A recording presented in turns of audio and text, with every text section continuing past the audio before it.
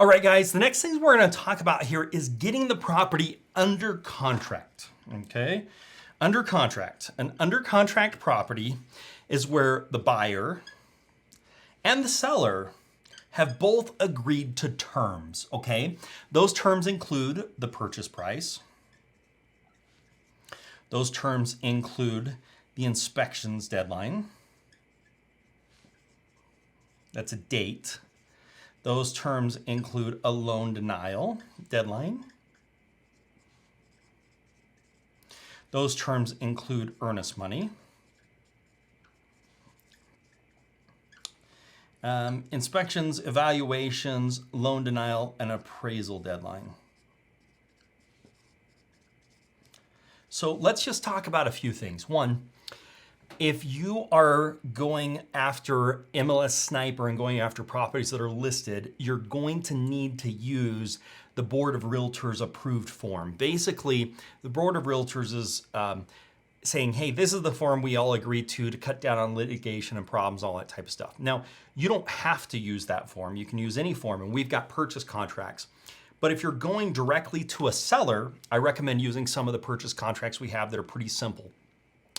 If you're going through an agent, I recommend using the forms that are used in your area because that's what agents are used to using. So you don't even have to have that form because the agent's going to have that form. And you can either hire a buyer's agent that's been helping you and have them put the contract together for you, or you can call the seller's agent and say, I'll pay you 1% more, give me a 2% discount on the commissions, and I'm gonna have you, and these are the terms that I wanna write up in the contract, okay? So first is the purchase price. Well, in this example, we know we gotta buy it for $155,000. Maybe we can get it for less, maybe we offer them $150,000, and then that gets into offers and counter offers, which we'll talk about here in just a minute. Now let's say we have agreed to $150,000. The inspections deadline, the idea here is you've walked the property once. Maybe you haven't even walked the property. Maybe you made an offer without seeing the property, which you can do. I've made a lot of those. It basically says, hey, I've seen the property once or I haven't seen the property. I need some time to get my contractor in there and my inspector in there and all those things. So I need this much time. And usually you'd say 2 weeks, maybe 3 weeks, it just depends. And that's gonna give me enough time. And the seller is gonna make access to the property. They're gonna let you in with a reasonable request, with reasonable time and those types of things within those few weeks. Now, between now and those few weeks, I have to decide if I want to move forward with that inspections or not. The other one we're going to talk about is loan denial. Maybe you say 3 weeks is your loan denial and 2 weeks is your inspections and your appraisal is 3 weeks as well. So let's just use some numbers here. Let's just use a calendar. Maybe here we go. Okay, so we'll just use some easy dates here. So let's say that we're making the offer today on the 6th. I'm gonna say by the 20th, I'm gonna have my inspections done. I'm gonna say by the 27th, I'm gonna have my appraisal done. And by the 29th, I'm gonna have my loan denial deadline. And then we're gonna close on the 1st. That's the other one, is the closing date. We're gonna close on the 1st of next month, okay? So those are all things that are part of the offer. There's also some other nuances with some legalese and those things, less concerning on that. You're also going to put together an earnest money, how much earnest money, and that's negotiable. That could be $1 or it could be $10,000. Usually when I'm dealing with a property that's listed, I'm $500 to $1,000 is what I'm doing for earnest money. If I'm dealing with a property that is not listed, I'm usually doing $50 to $100, okay?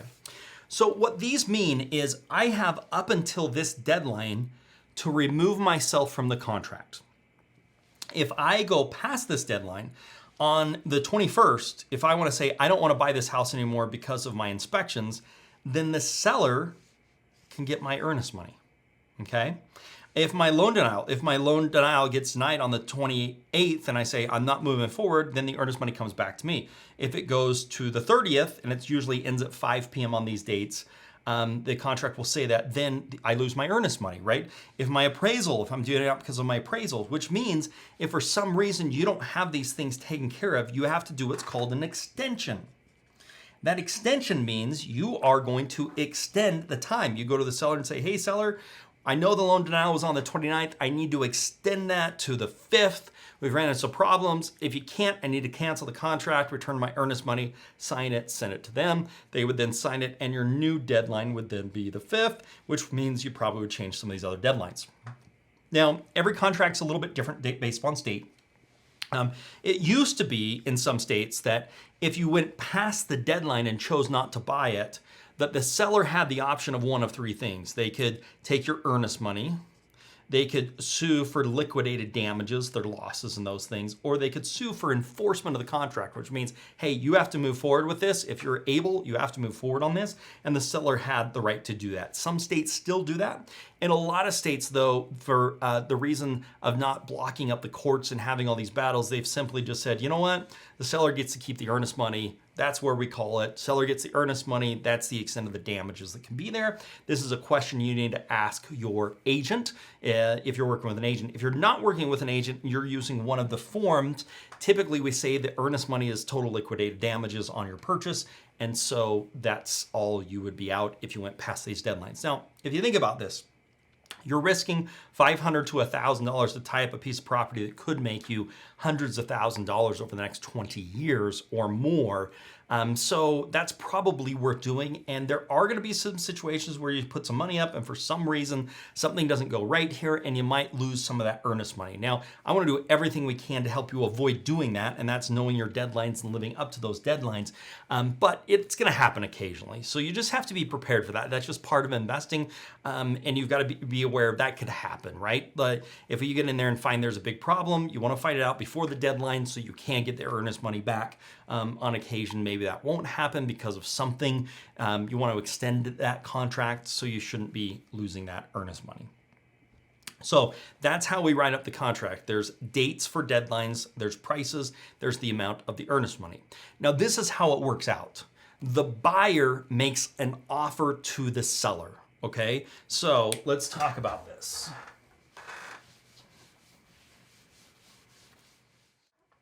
Okay, so it all starts with the buyer.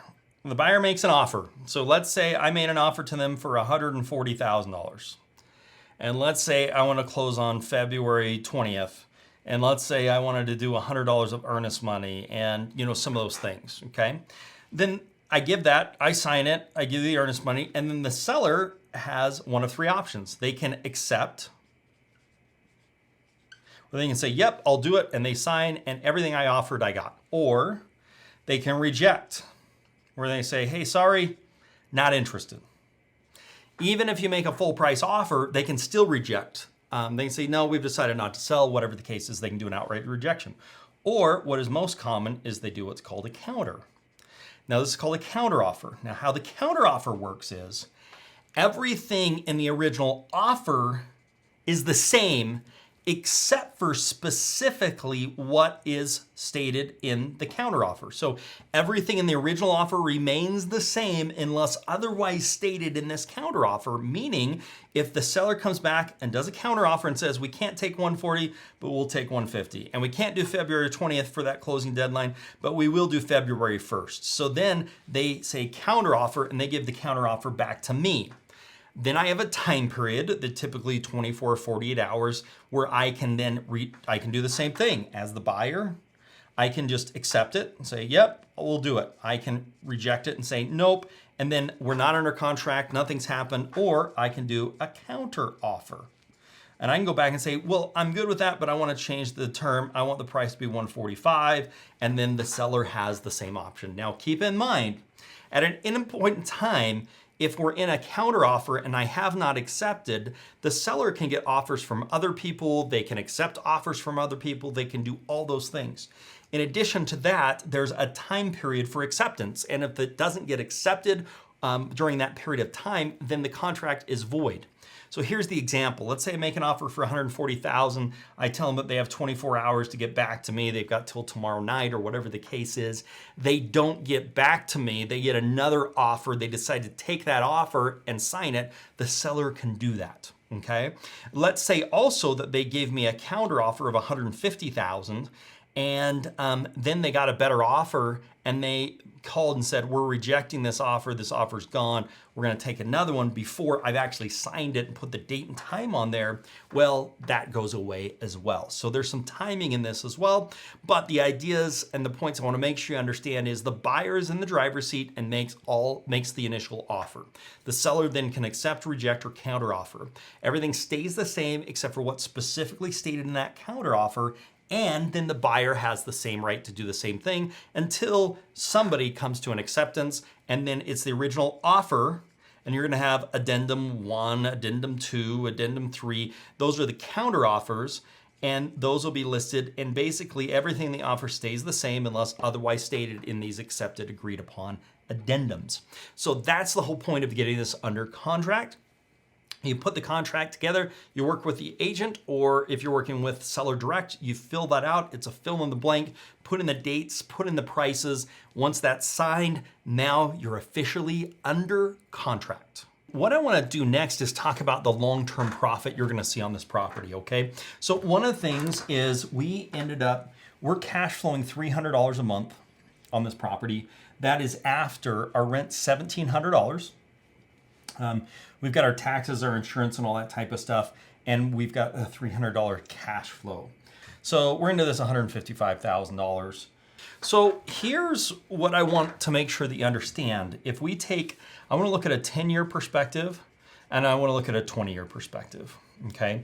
So 10 years, I want to use the worst time of that 10 years. So if we come and say, what is this house going to be worth 10 years from now? If you just bought this property for $155,000, what's it going to be worth 10 years from now? Well, let's just come and look at 2007 to 2017. You're going to say, well, why those dates?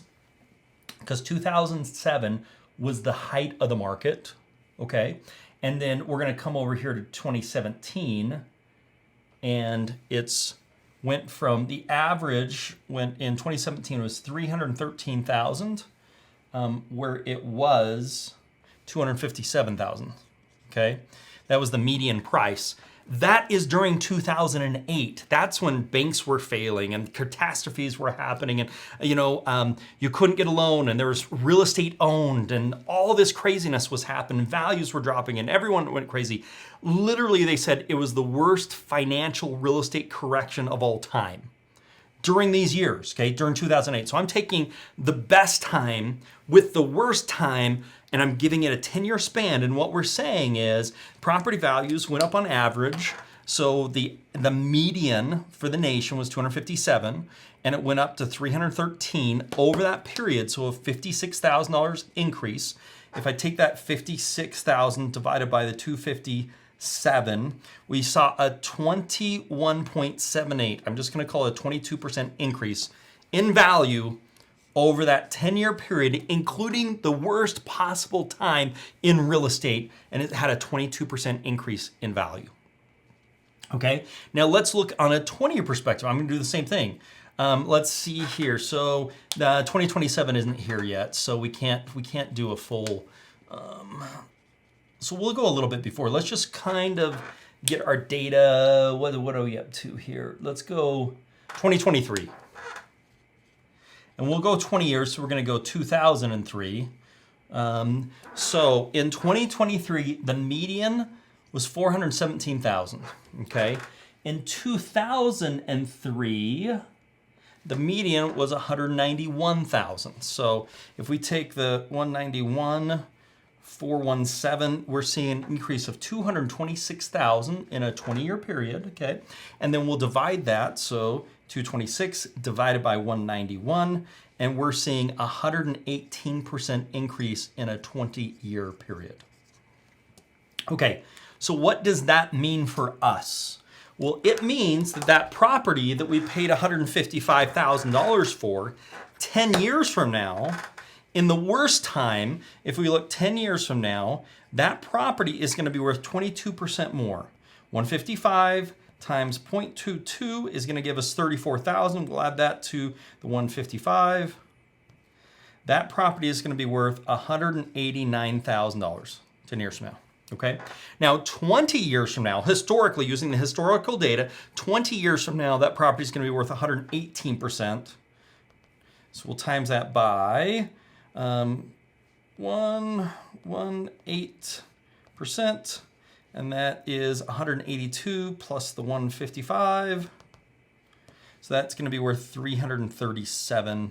I'm just going to say 338. So in 20 years, based upon the historicals, that property that you bought for $155,000 in 10 years is going to be worth $189, and in 20 years it's going to be worth $338,000. Okay, so let's just use either way you do this. You know, you're looking at an increase on this. So 155. So you made $182,000 over that 20-year period by just maintaining and holding this property. But that's not the only way. This is appreciation. Property values go up over time. You see the graphs, that's what's happened since 1960. It goes up, it goes down, but overall it's a trajectory going up. Now, the next thing we want to talk about, and I'm going to change pencils here, let's talk about rents. What happens with rents over time? Okay, well, let's look, what did rents go up over a 10-year period? And you know what? Let's use the same time period. Let's use this 2007-ish time period. I've got to guess here a little bit, but let's just say the average rent then was $750, and then we're going to come 10 years later to 2017, and rents were $991 on average. So if we take 991 minus 750, it was $240. It was the increase. So 240 divided by 750, that's a 32% increase on rents over that 10-year period, which means our $1,700 rent has gone up 33%, 32%. So it's gone up $544. We add that to the 1,700, and we've got 2,244, which means that our cash flow has gone up $841. Now, have taxes gone up a little bit? Have insurance gone up a little bit? Sure, those things have gone up, but they haven't gone up $541 a month. So maybe we say you've got $800 cash flow. Okay, you've got $800 cash flow right now. Now let's look at the 20 years, okay? So let's just take, this ends in 2021, so we'll come back to 2001. So on a 20-year perspective, we're like $635 was the average rent, and in 2021 it was $1,191. So we'll take 1191 is the median rent, subtract 635, whoops. 1191 is the median rent, subtract 635, means it went up 556, divide that by the 635, which means it went 87% up. So that means that our 1,700 times 0.87, it's going to go up $1,479. We add that to the 1,700. So now the new rent 20 years later is $3,179. Which means if I subtract the 1,700, which was what I was getting, and I add the $300 cash flow, it means that my new rent, my cash flow on this is $1,779 a month. Okay? And this is not even paying off the property, guys. If I times that by 12, 20 years later, you're making $21,000 a month off rents from this property. Okay? $21,000 a year in rents, if the rents go up by 87%, like is what they've historically done, and you have $182,000 in equity in this property. But that's not all, folks. Watch this. Okay, so now you got the loan calculator here. You took out a loan for $155,000. And I think we put this at 6.5%. Whoops, loan term is 30 years. Let's go 6.5. Let's calculate that. And then we're going to come down and look at, I want to look at the view amortization schedule. Okay, here we go. So, I did this wrong. Let's fix this. 155. Calculate that. Okay, so the other cool thing that's been happening is your tenant has been making your mortgage payment, and part of that mortgage payment is paying down your principal. So that loan you took out for $155,000, okay, this is year 10. Your loan is now you owe $131,000. Okay, so 155 minus 131. So your tenant has paid down $24,000 or $2,400 a year on average is what they've paid down. Now, at the end of 20 years, it gets even more exciting.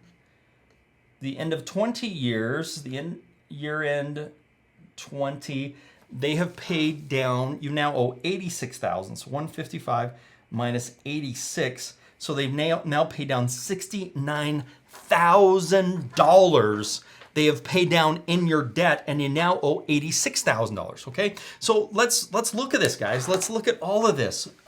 First thing, how much are we making? Well, 20 years, we'll just use this as an example.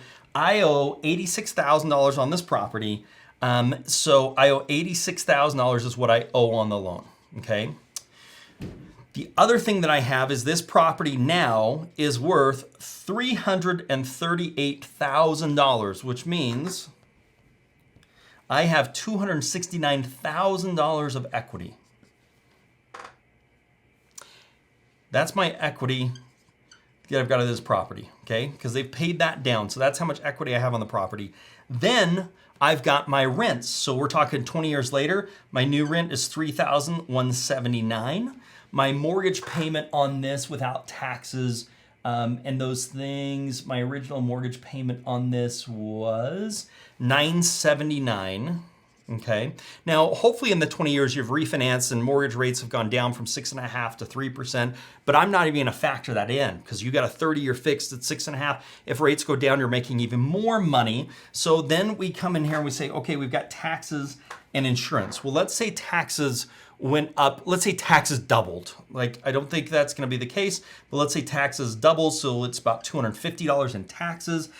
Repairs, we're going to take our repairs up. So $177, 10% for repairs and capital. And insurance, let's say insurance went up like $265. So now we've got $979 as our payment, which includes principal paydown, $250 a month for taxes, $177 for repairs, capital improvements, $65. So now I'm at $1,471, but my new rent is $3,179. My new rent, so $1,708 is now my average rent that I cash flow times 12. So I'm getting $20,000 a month.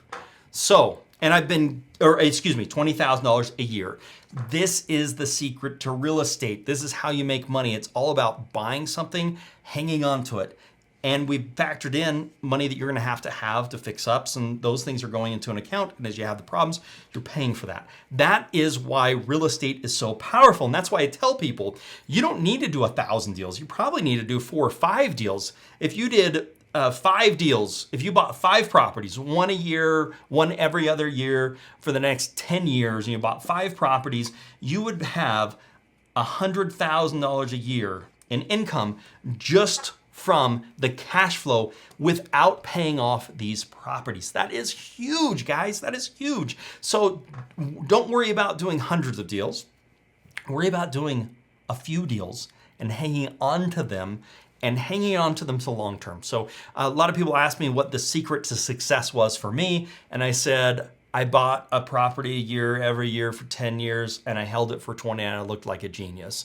It really didn't have a lot to do with me. It had to do with understanding the market and that things are gonna go up over time. And that's what happens in this real estate and why rental real estate is so amazing.